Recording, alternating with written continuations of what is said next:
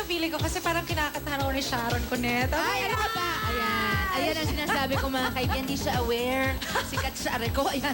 Ayan. Parang tayong love team. Ano? Ito. Naalala mo sa yung love life.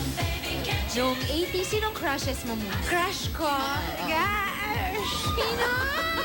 Gosh! Alam mo, sa akin forever kung nagagwapuhan kay Melville. Eh, hindi si Melville yan. Oh my God. Baka walang taste mo naman pala. Oo, ang layo. Hindi. Nakadesilusyon. Ano? Okay. Si Richard Gomez. Ay! Ah, okay. Sorry, ah. Buti na lang ngayon mo lang sinabi, kundi away tayo Oo nung nga, araw. eh. Oo. Pero ngayon si Jericho, like that. Oh my God! Yolo, like that. Away tayo! Ding Dong. Gusto mo din si Ding Dong? Brotherly eh. Oo, brotherly. Yung mga ganun lang. Oo, yun. Okay, eto.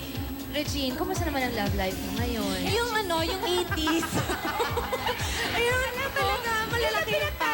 Ako kasi, you're very pretty, you're such a great singer, you're a down-to-earth person. Teka muna, bakit nga ba wala pa hanggang ngayon? Natatakot ba sila? Natatakot ka ba? Tanong natin kay Herbert. Abay, tanong natin. Yan, matatakotin talaga. Alam mo, yung starring sa aswang yan ng araw. Anyway, salamat, Regine. Alam mo, sa pakikibahagi mo sa aming anniversary. Ting special occasion sa buhay ko nandiyan ka. Yes. You know how much that means to me. No, you have no idea. But it means a lot to me. At sa 80s reunion natin dito sa Sharon, na masasabi nating panahon mo rin, panahon nating Tama. lahat yan.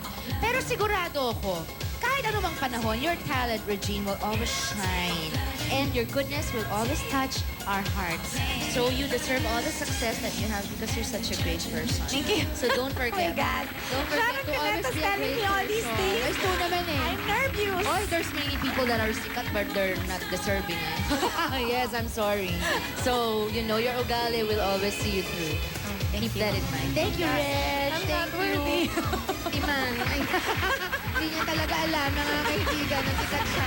Thank you, Regine. At join us sa aming grand finale sa pagbabalik ng Sharon!